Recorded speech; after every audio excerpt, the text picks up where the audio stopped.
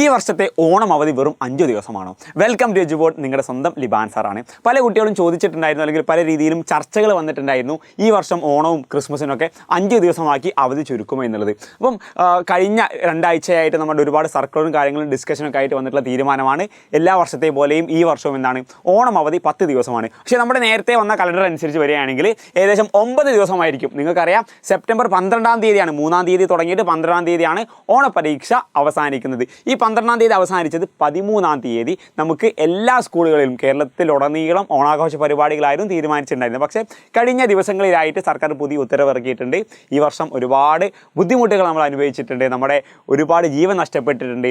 ഫ്ലഡും അതുപോലെ തന്നെ ഉരുൾപൊട്ടലും ആയിട്ടുണ്ട്. നമുക്ക് നല്ല രീതിയിലുള്ള ബുദ്ധിമുട്ടുകൾ അനുഭവിച്ചത് കാരണം നമ്മൾ എന്ത് ചെയ്തിട്ട് ഈ ഒരു ഓണാഘോഷ പരിപാടി നമ്മൾ ഒഴിവാക്കിയിട്ടുണ്ട്. അപ്പം ആ ഒരു 13-ാം തീയതി, സെപ്റ്റംബർ 13-ാം തീയതി സാധാ രീതിയിലുള്ള കലണ്ടർ പ്രവൃത്തി ദിനമായിരിക്കാം. ഒരു പക്ഷേ സ്കൂളുകളിൽ എന്ത് രീതിയിലായിരിക്കും അന്ന് അവധി കൊടുക്കുകയായിരിക്കും, അല്ലെങ്കിൽ ക്ലാസ്സുകൾ ഉണ്ടാകുമ്പോൾ എന്നതില്ല, തീർപ്പായിട്ടില്ല. അപ്പം എന്നിരുന്നാലും 14-ാം തീയതി മുതൽ 22-ാം തീയതി വരെ നമുക്ക് കൺഫേം ആയിട്ടും അവധിയായിരിക്കും. അത് 9 ആകാം, ചിലപ്പോൾ എന്താകാം, നമുക്ക് വേണമെങ്കിൽ 13-ഉം അവധി കിട്ടുകയാണെങ്കിൽ 10 ദിവസം പൂർണ്ണമായിട്ടും എന്തുണ്ടാകും, നമുക്ക് അവധി ഉണ്ടാകും. ഇനി അവധിയാണെങ്കിലും അല്ലെങ്കിലും അതിന് മുൻപ് നമുക്ക് എന്തുണ്ട്, ഓണപ്പരീക്ഷയുണ്ട്. ആ ഓണപ്പരീക്ഷയ്ക്ക് നല്ല രീതിയിൽ എന്ത് ചെയ്യണം, നമ്മൾ പഠിച്ചിരിക്കണം. ഒരു പക്ഷേ കേരളത്തിൽ ഉടനീളം ഒരേപോലെ +1 ക്ലാസ്സുകളിൽ ഓണപ്പരീക്ഷ നടന്നിട്ടില്ലെങ്കിലും ഉറപ്പായിട്ടും മിക്കവാറും ഒരു ക്ലാസ് ടെസ്റ്റ് എങ്ങനെയാണോ നടത്താറുള്ളത്, അതേപോലെ അതത് സ്കൂളുകളിൽ അവിടെ എത്ര പോർഷൻസ് ആണോ കംപ്ലീറ്റ് ആയിട്ടുള്ളത് അതിനനുസരിച്ച്, അതിന് ക്രമത്തിനനുസരിച്ചുണ്ടാകും നിങ്ങൾക്ക് തീർച്ചയായിട്ടും ഓണപ്പരീക്ഷ നടത്തുന്നതായിരിക്കും. കഴിഞ്ഞ വർഷം ഇതേപോലെ തന്നെയായിരുന്നു +1-ന് ഓണപ്പരീക്ഷ നടത്തിയിട്ടുണ്ടായിരുന്നത്. കഴിഞ്ഞ വർഷങ്ങളിലൊക്കെ നിങ്ങൾക്കറിയാം, അലോട്ട്മെൻ്റ് ഒക്കെ ഒരുപാട് വൈകിട്ടായിരുന്നു അവസാനിച്ചിരുന്നത്.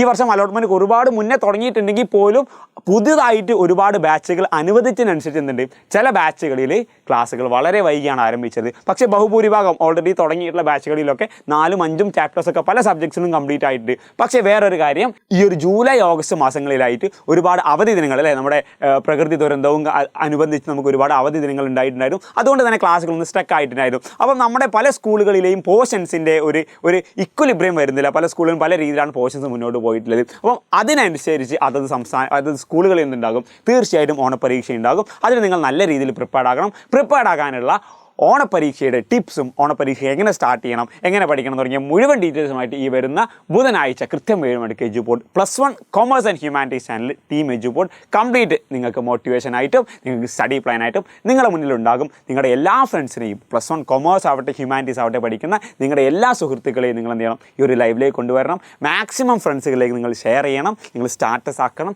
സ്റ്റോറി ആക്കണം. കൂടാതെ തന്നെ നിങ്ങൾ വരുമ്പോൾ നിങ്ങളുടെ കൂടെയുള്ള എല്ലാവരെയും കൂടെ നമുക്ക് എന്ത് ചെയ്യാം, 7 മണിക്കൂടെ അടിച്ചു പൊളിക്കാം. അതുവരെയ്ക്ക് മക്കളെ, ബൈ ബൈ.